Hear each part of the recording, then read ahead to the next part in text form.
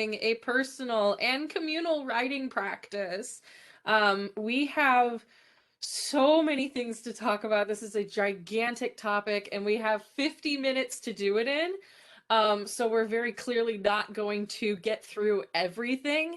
Um, I'm going to try to give us a little bit of time towards the end to answer some questions. But remember that we do have the Discord, which I'm not currently looking at. We're supposed to go to that after. So I'm looking at the chat right now here at WebEx. But I'll at least be in the Discord afterwards. And if there are any panelists who have the time and energy to do so, you're welcome to join us for more questions that we might not get to. Cool. So let's start it off with introducing ourselves. So I'm going to let y'all introduce yourselves, because this isn't just about your bio, but also what is your writing community? And have you started anything? Are you part of anything? Do you run anything? And also give us your pronouns, please. Cody, do you want to start us off? I can do that. Yeah. Hi, my name is Cody Cisco. My pronouns are he, him. And if you were here a couple minutes ago, you probably heard me mention Los Angeles. That's where I live. That's where my writing community is. I feel like I interact in a couple different ways with the community here. I I'm a co-editor and publisher of the Made in LA short fiction anthology. So through that, I get to meet a lot of people, writers from different genres who are based here. Um, I am one of the co-organizers of the Los Angeles Writers Critique Group, which meets twice a month, and I can talk more about that later. But that's really the group that got me my start when I was a very, very baby writer, just sort of finding my way in the world. Um, I also have a small literary events company called Bookswell, and so through that, I produce literary events for mainly for historically marginalized groups and writers in Southern California. And so I'm sort of going to be speaking from a couple different places later on. Thank you. CAP Ward. Hi, yeah, those are my initials, but you can also just call me Cap because that's less of a mouthful. Um, yeah, Cap Ward, I use they, them pronouns. I guess my writing history is like a bit mixed. Like I primarily at the moment work in comics and illustration, so definitely a narrative format, but not the traditional prose sense or poetry. That said, I do write prose and poetry. It just tends to like end up in other formats because that's easier for me to publish them that way. Um, but yeah, I have a history with self-publishing, and I primarily work comics and illustration, though I do also write. Awesome. Thank you so much. M. Shaw. Hey, y'all, I am M. Shaw. My pronouns are they, them. I'm joining us from Arvada, Colorado today, and a little bit about me. I'm a mostly a fiction writer and a poet. My most recent book is One Hand to Hold, One Hand to Carve from Tenebris Press, which just came out. As far as what's relevant to this panel, I'm a recent Clarion grad, class of 2019. I'm a past organizer of the Denver Mercury Poetry Slam, which is one of the longest running slam nights in the world. And I've been part of the slam and open mic scene for quite a while before that. And I'm also pretty significantly into the local DIY scene in the Denver area. Thank you. And finally, Monk. Hi everyone. My pen name is M. Tejas, and you can call me Monk. I have they and them pronouns. I'm from Philadelphia, born and raised. Sorry,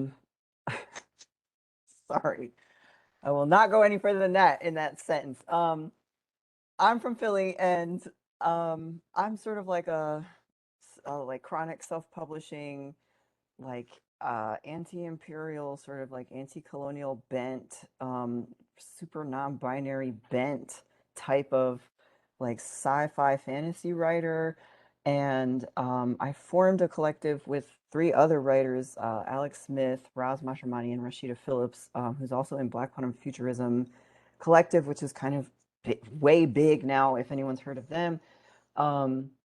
And we formed back in 2012 because we were like we were calling ourselves science fiction writers, and we wanted more people like us who were kind of like working class from the city, um, like marginalized. The other three members, they're all black, and I'm like a white mixed race type person, and we're all queer and trans, and lots of and we all are like non-institutional writers that come from, I guess, non-traditional backgrounds of being like comics nerds, anime nerds, D&D nerds, people living with mental illnesses, people who've been institutionalized, people like just all these things that aren't really represented and don't typically even get space like on the written word because it suffers so much scrutiny for fitting into certain narratives or whatever. So we started this wild ass collective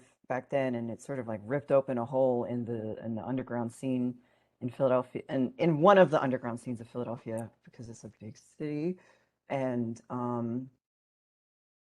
yeah, I'll stop there.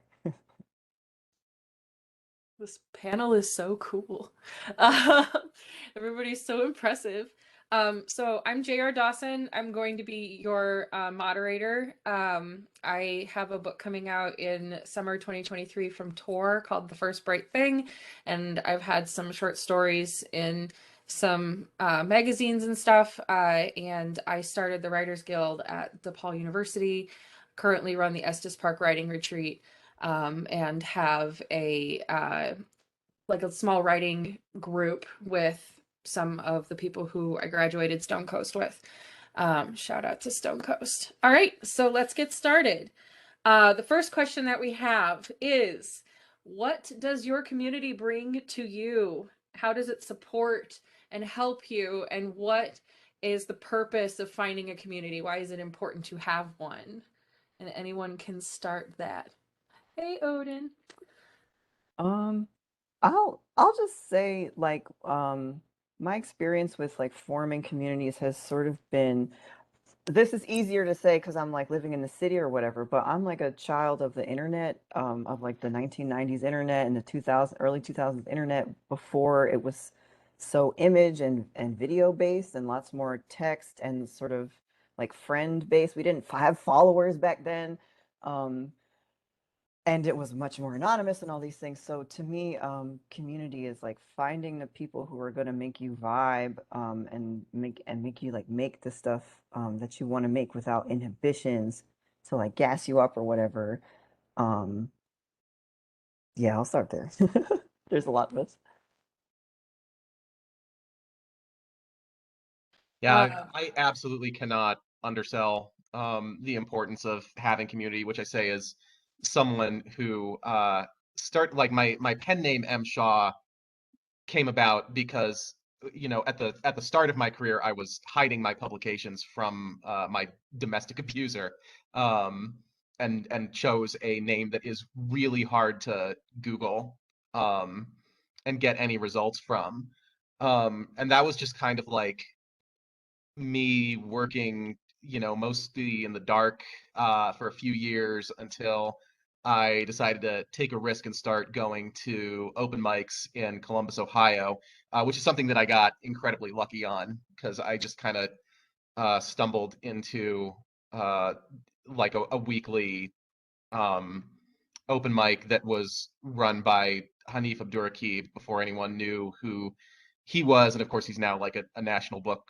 Award nominee and all kinds of shit. So there was like an incredibly talented community to just stumble into, and it was night and day, honestly, between um, what kind of an idea I had of my own work and what I wanted, and how I was able to develop myself, how I was able to figure out what the hell to do with all this writing.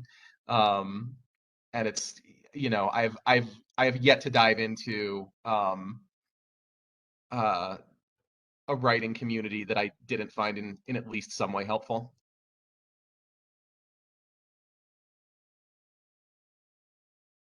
And talking a little bit about that, what we can glean from other people, it kind of reminds me of a word that sort of came up in the emails that we were exchanging, Cap, you wanted to talk a little bit about collaboration when it came to different mediums. I remember, right?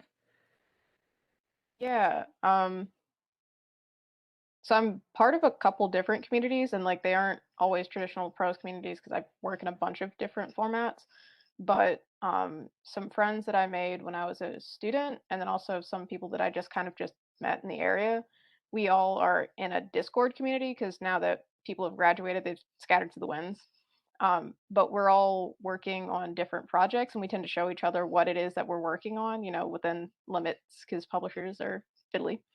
But then also we decided that it would be really cool to create an anthology together.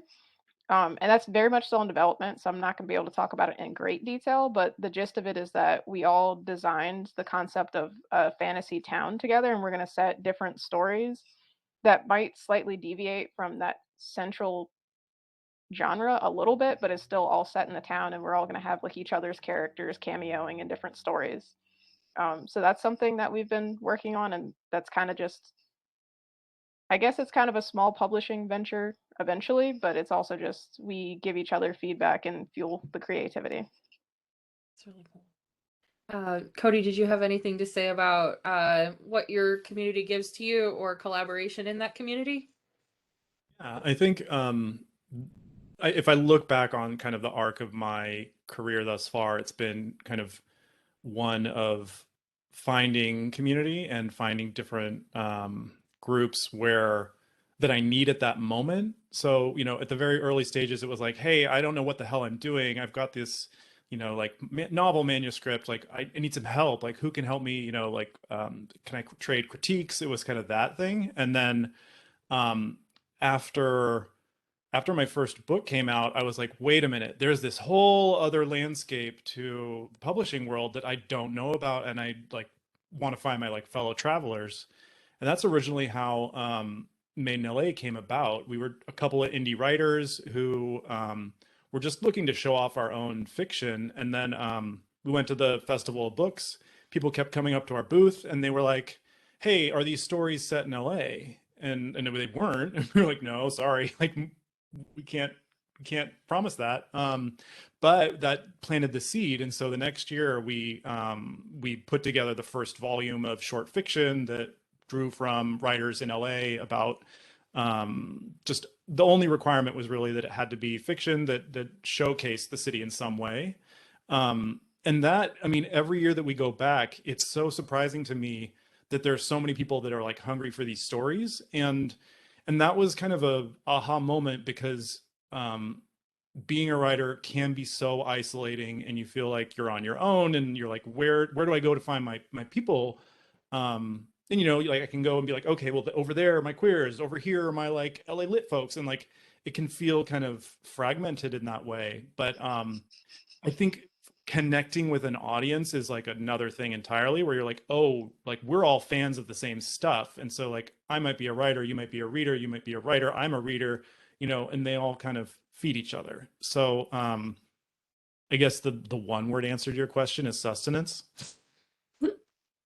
But then there, of course, everything else is popping through my head. So I'll stop there.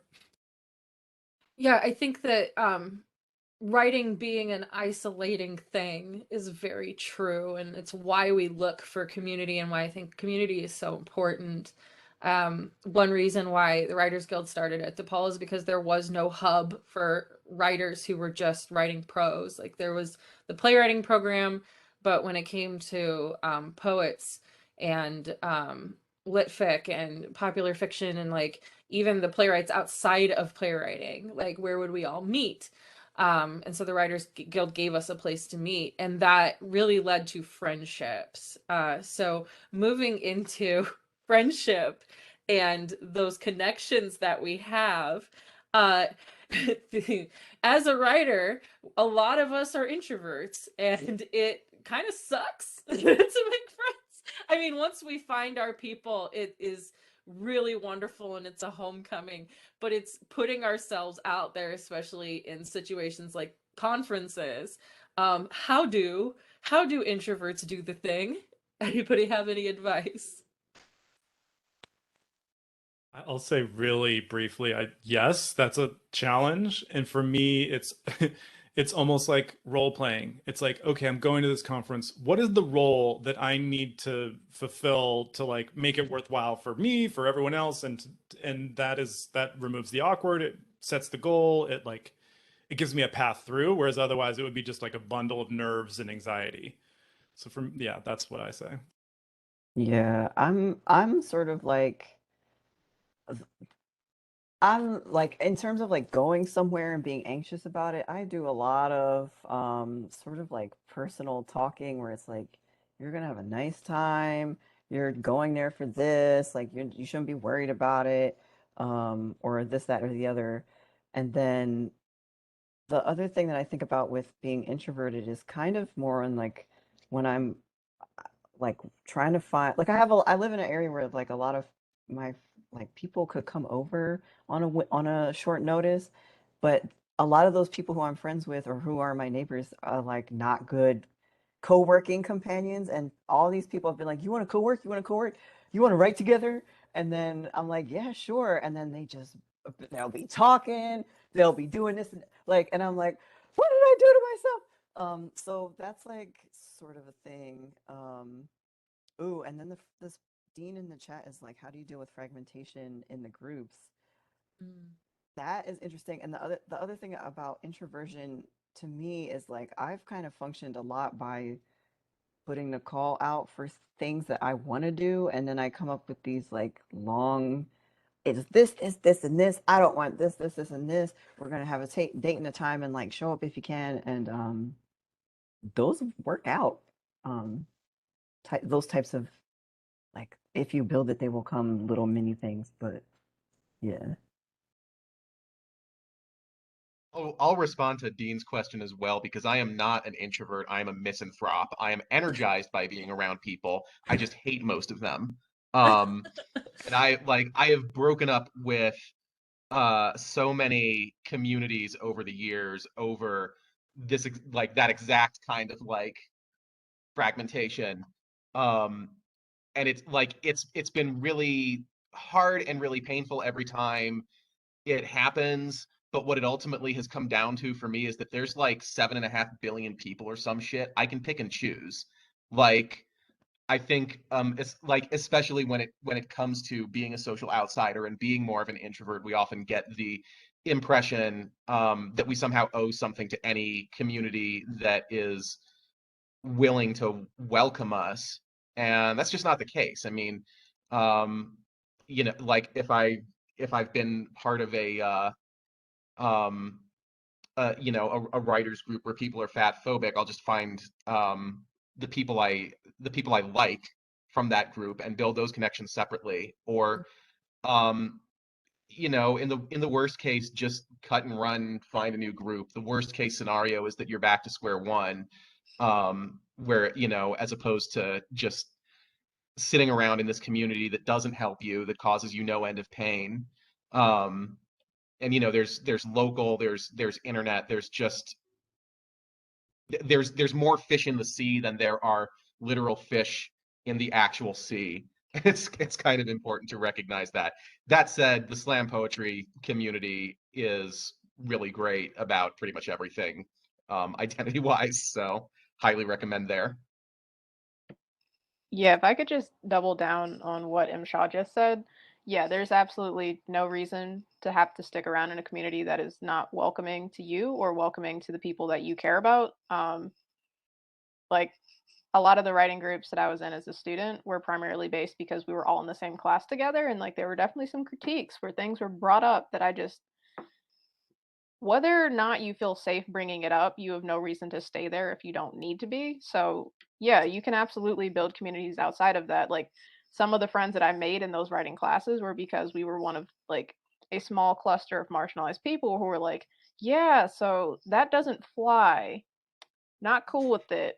Here's why. Moving on. And we kind of bonded outside of class because we're like, yeah, so these are X, Y, and Z things. And this is what I would rather do with this art medium.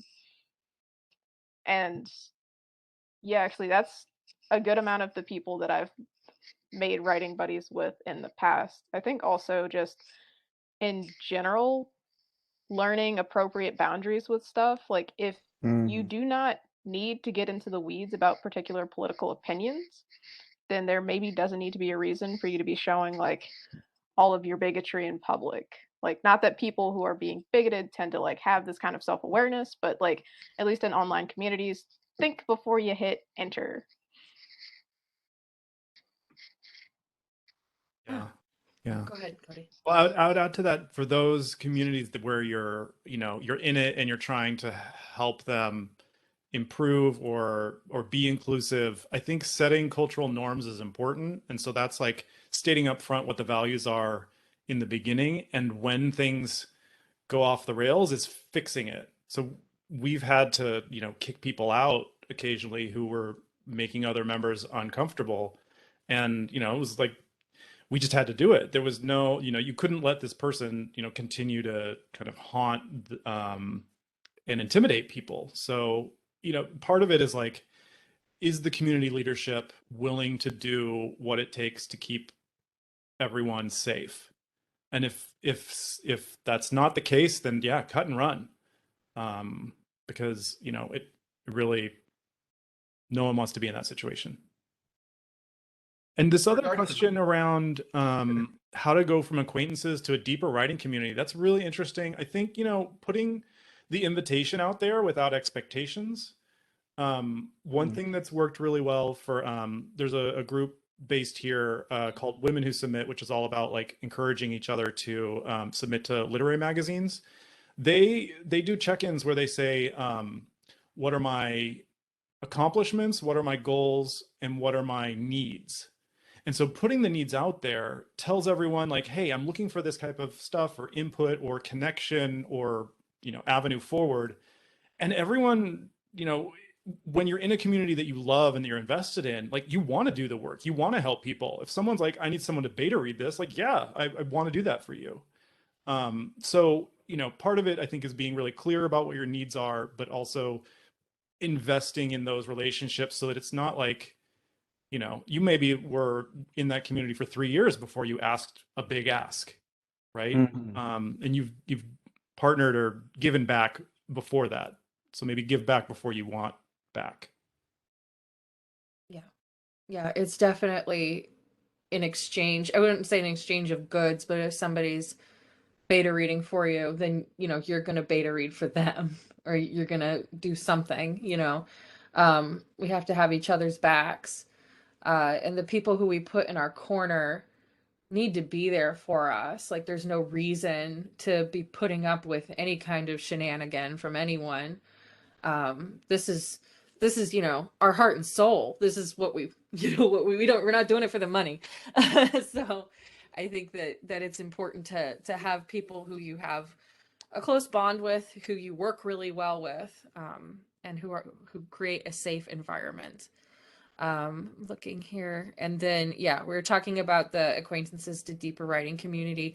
I have run into, and maybe this is just, I don't know, maybe it's something that I've only run into, but has anyone else run into the person who seems to want to be somebody's friend because they think that they're going to get something out of it, or want to be in a community because they're like there for clout, or you know what I'm talking about? Like, has anybody run into that? And why don't we do that? Why is that a bad thing to do?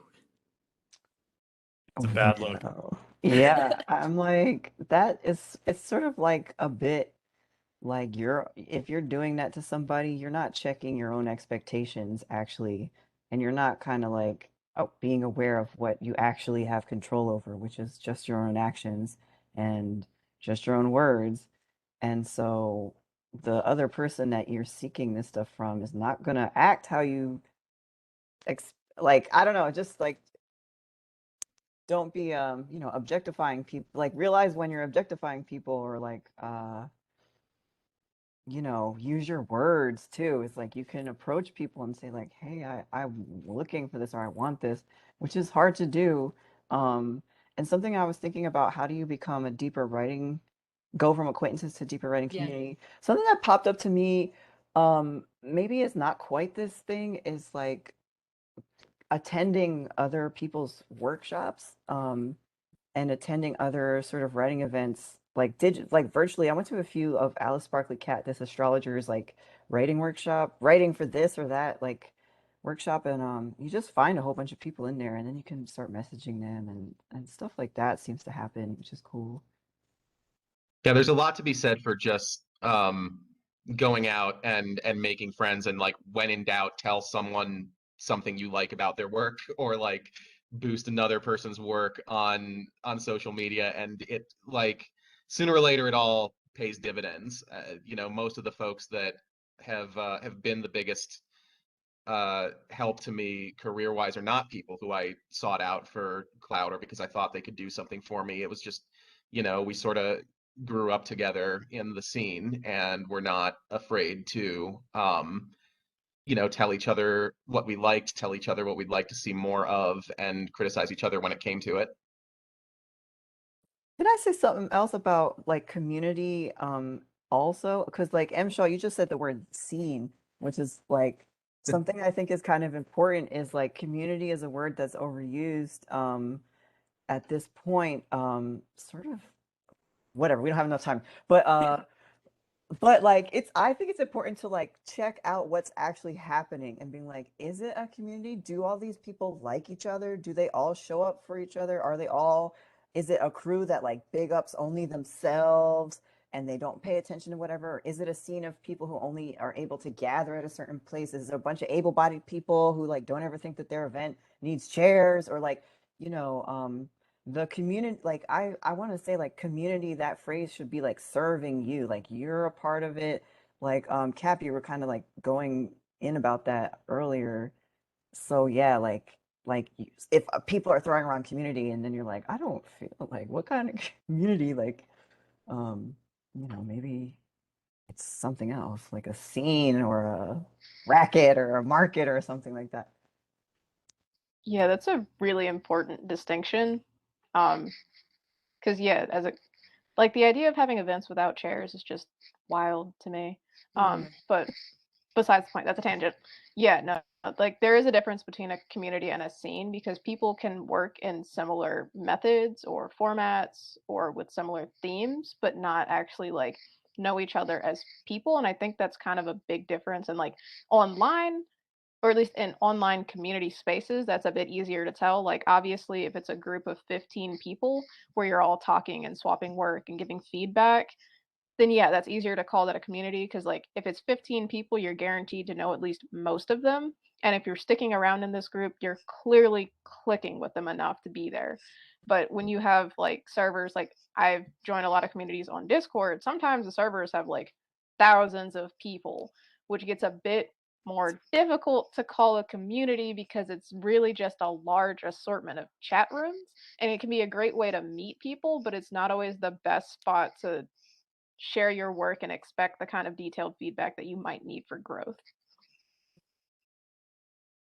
So that brings up a question is um, when we find a group or a scene or a gaggle, um, what are we getting? Like, what are our goals? Like, we've talked about creating anthologies, we've talked about um, finding people who can relate to what we're going through. Um, we I know that one of my groups has kind of morphed from like doing critiques to just kind of touching base and being like, hey, you can do this like every 2 weeks. So what sort of things can we make as our goals in these groups? Well, as a like on a personal level, I think you should not have any sort of like fears or something of going to the group to be like, I need these needs met. Like, I'm like, I need somebody to read my damn Yeah. unfinished manuscript like thoroughly, like things that you need, like just ask for them. It can be super scary and daunting if you're not used to it. And then as a group, like the group acting as a group is a whole, is like a different matter. Um, which I'll just pause on that because we got a bunch of people. So Two spaces that I've been part of for a long time, slam poetry, and also I was a burlesque dancer for quite a while, are both ones that have a significant like competition element. I mean, a poetry slam by definition is a competition. Burlesque, a lot of the way to make yourself visible outside your home area is to do competitions, and um, in both in both of those environments, I would run into like with burlesque, I'm not enough of a skinny cis white woman to um to like be as successful at like classic performance style as other folks are. As a slam poet, I'm notoriously kind of a wild card. I'm like how well I score in competitions depends very deeply on who the judges happen to be. Um and it's like a thing with me in any slam I've been part of. Pretty much have I end up holding the record for the biggest gap between the lowest and highest score that I get, because it just tends to be so divisive. And what it always comes down to for me in those situations is you can't guarantee you'll win the competition. You can guarantee they won't forget you.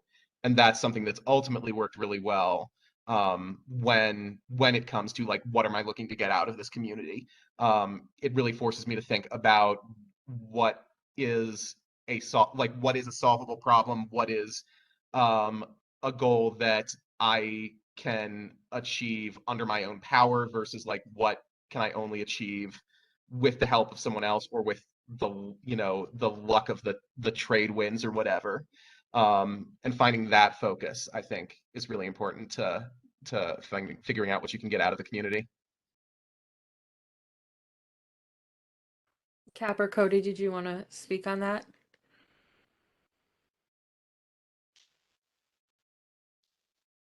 Sure. I think another important thing about figuring out what you need to get out of a community is partly just knowing what you're asking for to begin with, because sometimes when you're a beginner, you do not always know what is and is not appropriate to ask. Mm. And sometimes it helps to have a mentor who's ahead of you. Definitely be sure not to do like the ladder climbing, oh, I'm here to get so and so deal or whatever. But if you can talk to a trusted person about like better professional ways to approach things, that can help. And then another key thing is like while you have like a mentor figure, it's also really important to have a group of peers, because like if you're going in at the same time, that tends to be kind of the easiest way to build a camaraderie. Um, I hadn't really thought about the fact that there's like a lot of competitive elements to creative spaces, partly because I left fine arts for that reason. Um, stressed me out. And I really enjoy the comics community. Not that that doesn't rear its ugly head there, but like the communities that I've joined specifically, it's more of a okay, so we're going to boost each other. These are the things that you're interested in. I'm going to hype you with that. And I think it's kind of important to kind of support your peers and to genuinely be interested in what other people are doing in communities. It can't just entirely be about you. I If I think can jump that's off your point about the fine arts community, I think I've definitely seen a big difference between communities that have an overt competitive element and communities where we're kind of supposed to pretend that we don't really care or like that we're not really competing with each other. And it's the difference between when the competition is overt and it's baked into the format, people tend to be really friendly. Um, just because I mean it's like my sport that I did in high school was fencing, and that's a very similar deal where it's like when we're hitting each other with swords all the time, it like for the space to continue to exist, it has to be really um like you have to have a very strict like codes of conduct, and people have to really make a point to be very open and welcoming to one another versus if it's kind of like a competitive element that we're supposed to pretend doesn't exist or that it's not really important. Weirdly, that kind of seems to create more passive aggression, more like bitey, backbitiness between people, and that's a really important distinction for me. Mhm. Building on what Cap was saying, one thing that I think is very beautiful in artist scenes, but especially in the writing scene, is when we all show up for each other. You know, it's like someone that you really care about has a book launch. You're going to be there, like however you can make it, you know, real life or virtual, just to celebrate with them. And you know, I think once you start seeing, oh, that this is happening all the time, we're all kind of celebrating each other's work because we know that publishing is such a hard to break into, discouraging mess of a system, and we're all kind of going through it together. It's like there's this I guess there's a camaraderie in like suffering through it, but also just like wanting to boost someone when they're having a great moment, and you want, you know, you love their work, you want them to be seen, you want them to be heard and read. And I see a lot of people, you know, coming together for each other, and that's it's beautiful. Yeah. Sorry to get So, touchy feely. no, I'm a touchy-feely person. I appreciate touchy-feely. So I have this question here that feels like a can of worms. Um, and that's social media. Uh, as much as I don't want to open up the can of worms, I think Don't that we know her. should. What is this? What is social media? Um, I think that we should touch on it. Uh, is it important to be on social media? Are y'all on social media? How much of that plays into the camaraderie or the group that you found? I want to say no. I don't think it's important to be on social media. Like for whatever what you, I feel like my tired ass, my chronic pain having ass is like it hurts to be typing sometimes. I'm like and I do it for work, and so I'm like, you should figure out what you want to do it for, what you want to be on there for. If you want to have like an hour of fun scrolling TikTok, then like have that be what you do or something. But um like so I don't know. For some people, social media works out, but I feel like I've seen a few people, myself included, go through a whole period of being like, I'm gonna follow all these people that I'm interested in, and I'm gonna try and like interact with what they're doing, even though they're at like a totally different stage of their career or process, or they just like have 1 million followers, or they don't follow people who comment. You know, that's another thing where it's like you can't control what you can control, type of thing. And also like you know, social media is like behavior modifying, and we don't know how exactly because that stuff is all proprietary in a locked box. No, nobody wants to open it because I guess society would collapse, or who knows. I strongly encourage people to think of social media as a video game, and it's a question of what kind of games you want to play. Hmm. That's a good way of putting it. I like that a lot. You know, this one's tough because everyone's got a different opinion. I really like what Monk said about like have a purpose, have a strategy, have a plan, have limitations on how it invades your life and how it might change you. But you know, it is a tool that we have to get our voices heard, you know, and it's all subject to the limitations of the platforms and the culture that we layer on top of those limitations. So it's all a mess. But you know, I would say so for me, I'm promoting literary events. I have to be there. I have to be telling people what's coming up, like who's involved, like why people should be interested. So and that's fine. That's like I want them to have their moment and to get attention and all of that. So uh, all of that to say, it's a messy situation, and it's best done with eyes wide open and with a lot of caveats and being very careful. Yeah, I guess I'm gonna just reiterate the points that y'all have made, but definitely show up. If you're gonna go on social media, show up with a plan, with your boundaries. Because at this point, like writing, I do it on the computer.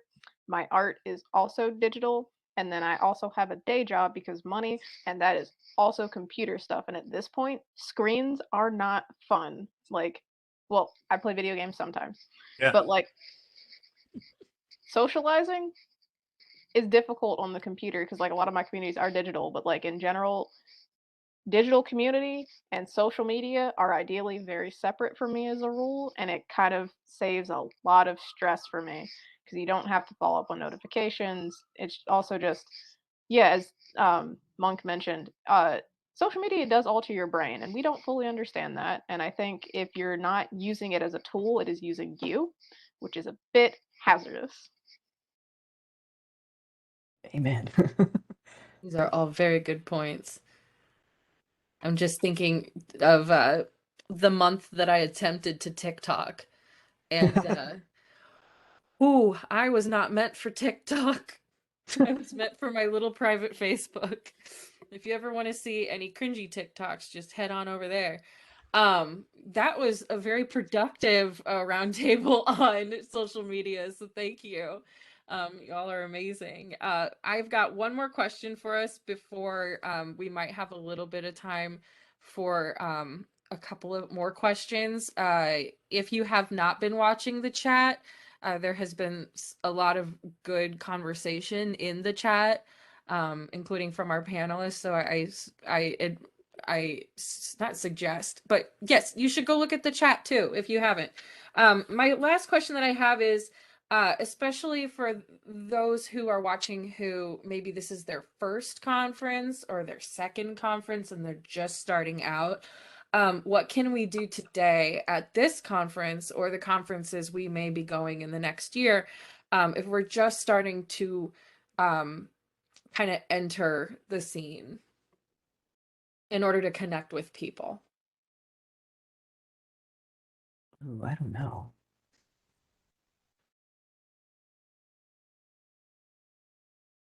There's a place for you, Mm-hmm. right? Like we're all kind of finding our places, but there are people out there interested in the things you're interested in who want to support people who are doing the things you're doing. So, you know, it's really easy to be intimidated and to like enter a scene or a community kind of at the fringes and be like, oh, I'm so scared. Like that's like maybe my default, but just to know and remember that there's a lot of people out there who are there for the same reasons as you and want to interact and connect, and to just think of it, you know, as a ongoing exploration that is uncomfortable, but in the end, it's worth it.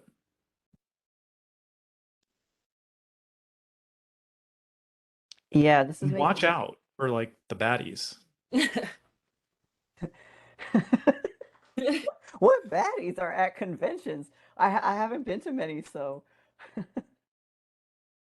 like people. Well, wait, never mind. I'm having some People who memories will like, I'm going to talk to you for half an hour and not let you escape this conversation. And you're like, Punishers. yeah, no. Yeah.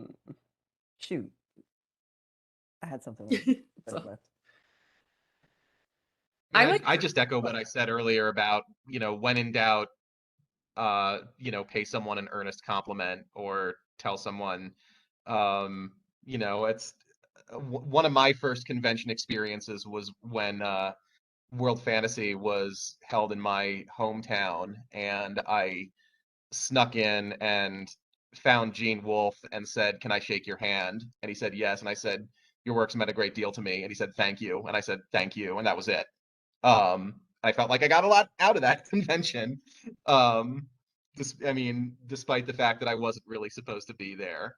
It's just it's an MO that served me really well over the years to just, you know, if you, I mean, obviously I don't know how we're doing how or if we're doing cosplay at an online conference, but like just commenting people's outfits has always been a great go-to.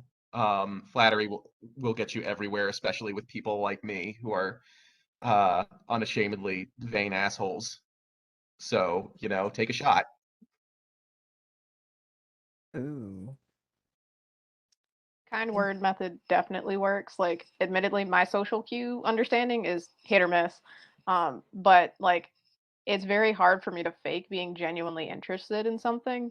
So like, even in online spaces, like it's definitely easier in person where you're like, oh wow, your cosplay rocks, or I see this book you're carrying. What do you think about it? But like even digitally, like if you comment on like someone who's a peer and you're like, wow, I really love the way that you handled this characterization or the arc that you had in this part, it can really spark a conversation. Feel you, Allison. I'm looking at your question about maintaining writing relationships when mental health or other circumstances make difficulty. Um, as somebody who has a massive anxiety disorder, I feel this. And going to a conference is always really difficult for me. So I like to have a buddy come with me. I like the buddy system a lot. So you have a friend who comes with you and rooms with you, or, you know, sometimes I get my own room because you need that space. And then you and that buddy just go have fun and you buddy it up and you go to the little socials together. Um, and that kind of thing. I think that you also need to find people who are going to make it a safe and accessible relationship for you. I Cody, want did you to. have? Oh, I mean, what you said and all of the stuff that goes with that, you know, they respect boundaries, you respect their boundaries, you get to know them, you start to understand, you know, where what the zone of the friendship is and how to maintain a relationship that's healthy for both. Sometimes you have to walk away if it's bad. And then others, you know, you can really dig in for the long haul and get a lot out of it.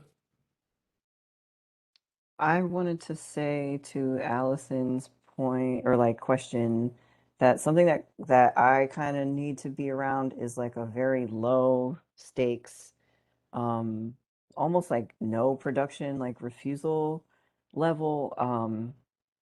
There's like some writers groups that I'm part of in Discord where everybody's sort of like posting how much they wrote that day and how much all the things that they're submitting to and the word counts and that their first thing is still finished. And like I have not been able to finish a manuscript for a novel I've been working on for a long time, and I have not been able to get into anything that I apply to, and I am exhausted. Like there's all these factors that keep me from finishing it, and it really helps me to have friends who are on the level of being like, I'm working all the damn time. I'm tired, like this and that. I'm just getting it a little bit in at a time.